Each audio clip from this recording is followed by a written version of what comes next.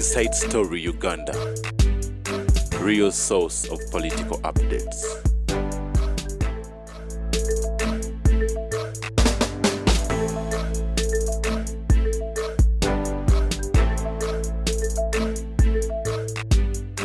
Gagazi era namwe mukimanyi temukazi ngaavuga emotoka nasanga omuserikale wa polisi omuserikale wa polisi nakwata malayo omukazi bigwera mukomera yo musajja asaba ekintu kidogo ezo gaba mulozeko yo omukazi abeera tafu kubagolodi bwabwe gwotambuzaga n'omwami wange naye alabike woja abeera kakati bande njagala mbabuulire n'ekyo nakyo tukirowooze kazi Uganda nesi abaana abo basipapa bano ba brain white abo betaaga help bamala obakozesa ne babasuula si papa yaje wange ekiro saa 6 ngayagala ki naye mwe mutemukiraba emmotoka zino abadde azivuga tebazimanyi ezaliko namba abasikale abadde abajjawa but we don't look at this. We must help these people. Omugagga Sebuufu bamuteekako musango naye ekizimbe bwekiri ebwewe yali kitegeeza the intention to arrest him to construct a building. Nze nali sirabangako muntu alagirira convoy ya president nakirabira ku kitatta kitatta nga balwana ne betikamya ku tukutuku president yava kulale n'agenda mu tukutuku n'azitongoza nga tebagisakinze. When does kitatta become a bad man? When does Sipapa become a bad man? When does Brainweight become a bad man? It means they use you when they know that they are being cornered. Gwenga bakuwayo ate balina obwamawulire obwo obwavu obwamawulire obwavu. But for us we reason. I reason. Sipapa abadde teyabanda weya emmotoka zetu badde namba era bwe yeje wange yaŋŋamba tewaliwo ayagala emmotoka yo gitwala n'agimuwa ya miliyoni 4 omu ku ba security people yamuwampe yagimuwa n'adduka n'agimulekera kubanga omukazi yakoona emmotoka ya Sipapa ne bagala Sipapa yagyemu emmundu ng'omukazi yagitomedde deliberate era bamukwate bamusibe. No, this is not good. If you use people, these are people's children. Nze ndabira ku maama wange asula akaba akolima wabakolaki. Don't use people and dump them and they concentrate on semi-literate. Kati baba bakoze ebisobi babakole when afuta when now. And a question is Sipapa abadde atambula n'emmundu ng'enanga amulaba kuba teyabanda weya empale jobito jogwe jotayambalira ku kyalo. Kyokubiri njagala badde bambuza nnyo ekyaluto fenga abasoma ebyobufuzi Uhuru Kenyatta talina nsobi gye yakoze tewali yasoma political science anenya Uhuru no penalty bakutte enkwate ne batwala World Cup naye nga ye politics and soccer and war bifaanagana nti go defend yetebye tebamufulumya naye tabuuka tasobola kubuuka nga golo yetebye nga yetebye yiye tajagala.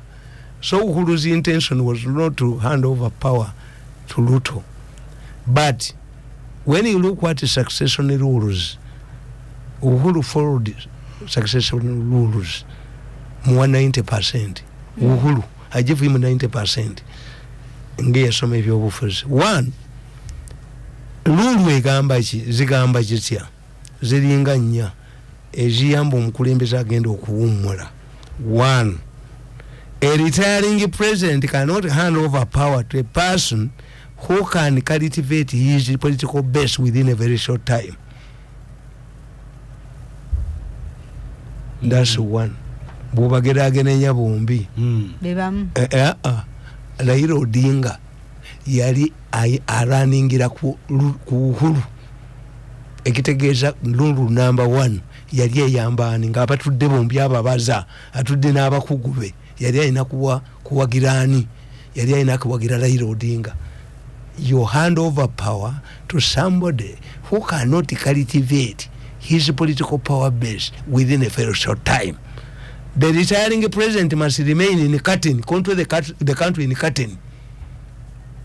Tagenda power na jejjako asigala ye mabegeno ka controlling ekyo vola be Burundi yali awuyinza abututte ne bamutta Kabira yasigalawo naleta namba 3 nasigala mu cabinet mu senator for life to fight back chogambe ne waluto tasobola ko abadde takisobola Ruto abadde Ruto nita wakuzanya Ruto you cannot hand over power to Ruto when you are retiring ono gwe abadde ayina. The second rule in succession politics is that you must hand over power or give a political appointment to a person who will feel overwhelmed, who will attribute his success to you. Nti special wandera kazibu bamu obwa vice yagandi nsanyuse n'okusinga lwe nafumbirwa nasaba president ndeetera n'omwami wange tulayire fenna. We call it the politics of overwhelming. Nabba yali tasobola kukkirira lya kiyita kirooto bamukubiranga essimu nabaga si lunaku lwa kuliba nange munveeko oyo gwowa ndisanyuse nnyo n'okusinga nafumbirwa embaga. We call it the politics of overwhelming. Analoga nti Mirundi ne bwomuwa oba minisa aga nti afuta lolo amukepeko oyo tasiima. Waliwo omusajja gwowe 15 mu kyalo n'adduka emisinde nti wazibaze tozitegedde n'atema nga yesente sajja abeera n'emitwalo 5 Christmas n'agimala gwe ng'onoonya obukadde 10 naga nti omwana kaliko omwana sajja yenyumiza kitange naga nti mutali we yampadde omutwalo Christmas yagimalidde mukene wa 12 oyo namumaze omuziko omukanda enkuza ng'enziyina omutwalo budget okajja kuyunja mu yes kati ogwo muwo omutwalo agubale naye waliwo gwowe emitwalo 5 oba million naga nti ampadde kikati.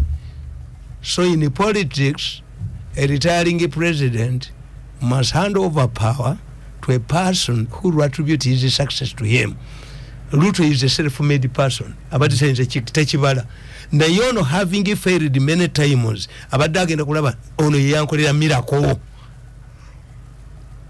Nvuganyiza nnyo naye omusajja yakimpadde akinteredde oyo ku bombi. Succession wetu werino kuba. Yes. Rule number 3. Never hand over power to somebody who can threaten your legacy. Jomo Kenyatta International Airport, Kenyatta University, Moi never tampered with the Kenyatta's legacy. Yaga mfata nyayo ndi mu bufu bwa Kenyatta. Moi created his own institutions. I strongly doubt whether Museveni can hand over power to somebody who threatens UPE.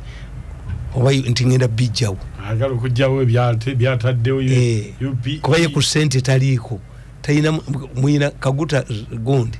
I don't think that it is gazetted kakati ye ligase ye eri mu policies but Ruto could make his own man. Kakati in the prevailing situation leaders are mindful. If I hand over power to somebody who can surrender me to the international bodies like ICC, a retiring president must ensure that his successor will protect the members of the first family and his welfare and what they have acquired or looted. Uhuru awe Ruto asoka kunyaga byani. So as a political scientist I find Uhuru 90% under the okuwagira Odinga era si asoose ne Moi yagana okuwa George Saitoti n'aleeta ono Uhuru pate ne yeetemamu. But where Moi scored nti bwe yaleeta omukyuku y'omuto bali baleeta omukyuku y'omukadde Kibaki gwe yali amaze naye emyaka 5 to humiliate him is politics yakimanya. But George Saitoti professor yamuga hiyo si mathematics professor hiyo si mathematics. Atiku Abubeka bakubagana n'Obasanjo n'Abumumma what helped Obasanjo yajjayo Yaladua esikire muganda we Yaladua era president Yaladua bwe yakyali ya Uganda yebaza president yamugamba nti you saved Obasanjo but you came late. Abacha yali amaze okutta Yaladua yagala muwamba Major General ngamaze n'okutasala wiwa. But he saved Obasanjo. Museveni saved Obasanjo. Twaina mu Australia nabaga nti ntwagala goba Abacha mu Commonwealth. Nabaga nti mwete mumanyi. Ndezi mika nti toko tu Abacha nanulu Obasanjo. Museveni saved Obasanjo. But Obasanjo fought it out with his vice president Atiku Abubakar namulemesa kubanga yali mululuzi zino takolaki. They also tried to stop Zuma ne bamwembala singa ne bamutekeko ne akuli akachiko ka sirimu ne baga nti ate ya repinzo omukazi nga talina na kondo. Zuma was suddenly humiliated mubbi nga te vice president tebagala afuge. So therefore kululuzi ezo, but how did yachifunya chagudde kitya penalty bagikutte batya? One, I tell these people, you groom people. If you continue harassing me, then you make me a victim. Never this is how Museveni yafuna support. In 1980, mu constituency yafuna bumeka. Never mamu buzake emirembe. Oyita ojoko amukwatidde ku road block ne mukazi we n'omwana. Abafulona saba mujjeewo. Bakutte bamayengo aba UPM kintu musoke babidandi babaganya okwesimbawo. Had no future. The moment Museveni stood up against Yagasajja, as we popularly called them, yafuna support y'abantu. Teri bantu babonabonanga bantu basasininga lutalo, because everything became muyekera. Banonya n'abayekera mu bikoyi by'abakazi ne mu nnika zaabwe. But why did the people stand up and support Museveni? Kumutulugunya. You were harassing me. You were switching off my bwakola sent kombu beba bwase mitwe. No yali mu UCC. Bantu babategere babakube. Kubanga bano bekwese. Bano bagezi ndi rumurango ono them. Abantu anyisa bagezi tebalabika. Bako sabuno simanyi disciples. Bentwe. Kwata kupologolwa abantu beba mutte. Kakati that's one. They harassed Ruto atina atavaawo. Ruto bamujjako n'abasirikale abamukuuma general service unit ne bamuleetera bamusirike n'agenda e Mombasa State House ne bagiggala ne bajja ne bagamba nti poliisi ababbe baavudde batudde mu ofiisi ya vice deputy president nga ku mukola ali nani. They humiliated him. Ate tebayiga era amanya musika kyagamba. The way the Kikuyos mafia humiliated Moi is the way they humiliated the Ruto, and they made him a victim. In politics, if you humiliate your opponent, Chobula Museveni ta humiliating abantu.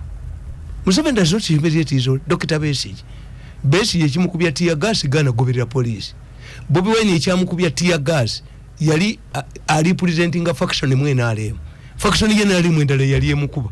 Era nze Bobi Wine namukubira ku simu ne muga nti why tugenda kayunga bagenda kwasizaayo naga ngenda mwawe bagenda kukubesasa lyamuyita kuki ne mubuuza naye yawe anti Museveni si yakuba timuganda nginkimanyi Museveni si yankuba ne muga sura akasero k'abasajja sura akasero k'ennyama je bayagala sibagala bakukuba gwe abana bange tebayingira nupu omutono omuwala teyadduka yemisinde namugamba mwana wa Nyerere yagenda mu opposition ne bamugamba gano magezi ga kitaawo atufuze emyaka gino nawo oyiteno bamutulugunya naddukayo ne bakwata kitabani kyange ekito ne bakiwa ebifaananyi poliisi yakikwatira mu kyengera nga kitimba bifaananyi bakibuza otimba byani bino si bya Museveni yamanya ebifaananyi bibeera ku gondi kwonna biba bya Museveni ne bamuyola nabaga nti ate mu abantu awanyammwe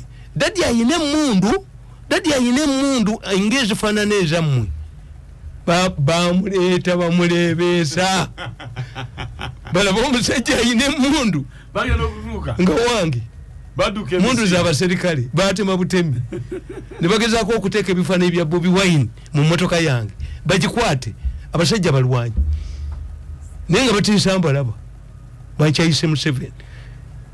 Kakati this man was thoroughly humiliated.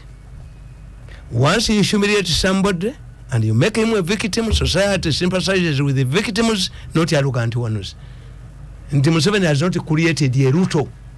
Why? Mumwala bakupiki yati nyefunza. Nyefunza ya sulanga chengera. Nenga motoka yebajisindika okuvenda teto. Tujire kakasajja. Is it that nyefunza who went humbly mu State House ne speech yayogedde? He does not, Museveni does not humiliate. Sigecho bachiyigiramu. He does not pursue you beyond nokuvera kumunno nomuvera kono omwavuwaza nokolotya kubanga mbunino okujjamba fukami. If the president if he had not grabbed my money, president ze yabawa not all badde lwagwadda kati lukyayinda kubanga ate omwana asirikati yanga tebamuwadde bbeere.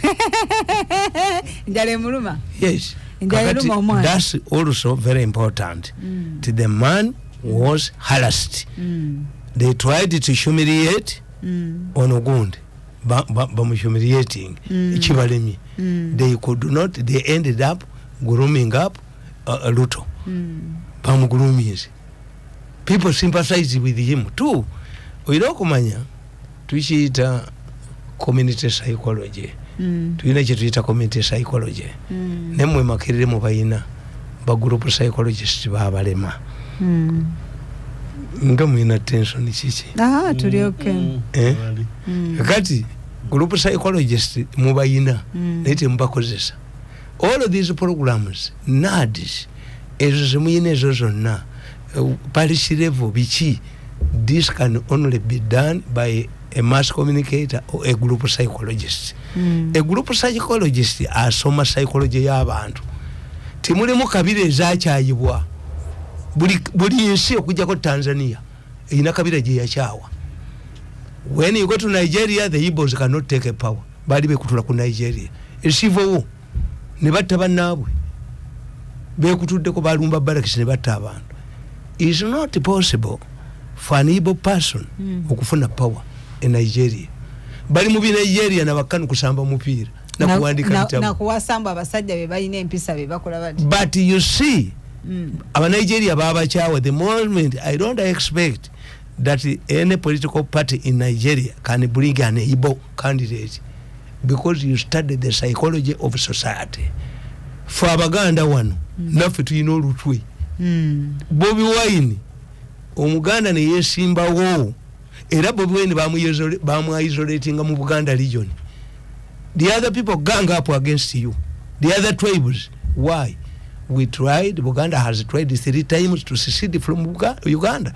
The serious one nechibuka bali bakitutte nga ne parliament bagikobye no jobola bubote yafuna support mu bamawanga amalala. Bamulabanga a man who is being humiliated bakuba olukungana wali kukulokotawo fetu akuyirira kwambala empale bedo akola ki obote ndi bamuvumu kamala. Yes, before 66 obote became a victim. This is why when you compare Semuogerere ne Raila Odinga abajaluwo baba kyawe Kenya baba kyawa era ne bagamba nti gwotegerera nti omwana asiwa awaka yabo omugagga ennyo bayaba omwavu kuba emikisa gy'awaka bwe gijja gigaba obwavu nga familia bwe yabaavu bwalulyo gigaba bwavu ate emikisa emigagga era emizimu gigaba bugagga. Kati ku buli lwolabanga waliwo enjawulo oba omuteego gondo tegumutta olumba olubali terubatta taba wawaka. Nababuuza, why didn't the Kikuyos waliwo squad ye Kenya eri underground tebatta kulayira batemula obuko ne batemula gundi ono Tom Mboya, the prominent Kikuyos. Why haven't they assassinated Raila Odinga? Bamutegeero yo tayina values mwana wawaka tasiriti ninga bwa president ite wali amuwa. That's why he survived. He survived because the darker forces ezita abantu Kenya tezambula bamu value. Emizimu bwejijjo gaba yejimuwa bwavu si mwana wawaka. Otherwise, if this man threatened the politics, the interests of these people, the darker forces bali muse, why didn't okuja ko muse bamakomera nachi? Raila Odinga tebamu assassinating angako bamuleka wunti ali politically bamweyambisa to scare people nga Luchamuzi Kaluchamuzi otawacha adukira mayuni nga baliseti ya gas omwagazachi no kakati finally namayuni gachali ono ne finally when you look at the psychology the rules cannot rule Kenya era professor of political science yabagamba antu kiita bogi mbaga nti Buganda bogi tulina olutwe the Baganda have olutwe nti bwe balaba abasajja abakulu abafukamira ne bakuuta akalevu ku ttaka mu maaso ga kabaka Ssaabasajja Kabaka mbaga nti bumulondo omuganda ajja tufuga ba hypocrisy Semwogere tried yalowooza aba DP nti Ben yagaana okukolagana ne Mengo mu 60s when Semwogere worked closely with Mengo in the 8 elections yagwa when in 1996 he enlisted the support of Mengo ministers Robert Sebunya, Kamala Kanamwanje, Duncan Kafero. He failed again. He used to see Mengo. It's not your problem. In fact, Mengo is a political liability. Chobola nti ono mwana tali nnyayo. Katikiro yagala omwete kako mukodomi wange nadduka. Ate oyina omutegeera nti alina safeguards. Mukazi we muki? Mukazi we muki? Lobongo ya muki? Yes. Abakatuliki nabo mu America tebasobola n'omukatuliki ebungereza naye tasobola Tony Blair kasaba amutegeera ti mukazi we mukatuliki nnyo bamusanga mu train ne bamubuuza nga guyina olubuto naga nti papa ndisimira mpeke papa namuwandikira n'ebbaluwa enkeera Tony Blair bamugobako. It's not written anywhere. So you must study the political landscape, you must study the psychology of the population before you venture in. Ofana okufa nabagamba nti nze when I received the People's blessing nembaga nti special za Wandera Kazibu namungi bali basobola ba assassinating kuva mbukatuliki obukatuliki n'obusiramu tebiviibwamu because they take you as a model. Abaana babadde bakutwalanga model yaabwe obaleseewa. Somebody picks a gun and assassinates you nga sina wa mu Uganda Catholic zero tia kubeso sinakutta kati nina People's blessing nga kankole bino bikini byange naye sinza ate kuva mu Katoliki kati biri obigata kati waliwo embeera ya biri passport n'endanga muntu waliwo bikolera passport endanga muntu ya wano kakati passport ya muggulu naye wano watutyakawo endanga muntu obwana nga buno n'oyingizaako kamu n'okatuma emugga ntwe yako gye kanoonyaamu ssente n'okatuma emugga Abaganda bakiyita kutuma mugga okatumako emugga kakati finally nti Kenyan politics ekyo mukyegendereza nnyo nabaga nti bw'otuma omwana ku dduuku bukya ayagala ennyo okulya ajja n'enva akuga naye ono atayagala nnyo okulya yenyinyala aga nti ennyama ebadde embi. What is the mistake Kigondi Buhuru made nti yali agenda ekitegeeza future yali tewali amuyina mu future. In Uganda the president is a coach player. If it's when warrants him, he comes back. No age limit, no term limit. But in your last term in office, where they have term limits, you become a Daka president. They do not have a future with him. The Kikuyus have found themselves. Omuchikuyu talonda atali muchikuyu. Kati bino byonna byabadde bikuwangala. Tebala muchikuyu nachi. Omukazi talonda mukazi bunne. That was a mistake ya omukazi ono. Omukazi talonda mukazi munne mukalulu. Lwaki? I don't know. Women don't vote their fellow women. Choga n'abakiise baffe tetubalonda abakyala. Anti okujjako nga bakoledde electoral college. How many women abakiikirira constituencies? Naye nga ate abakazi bangi. Kati kyenkubuulira.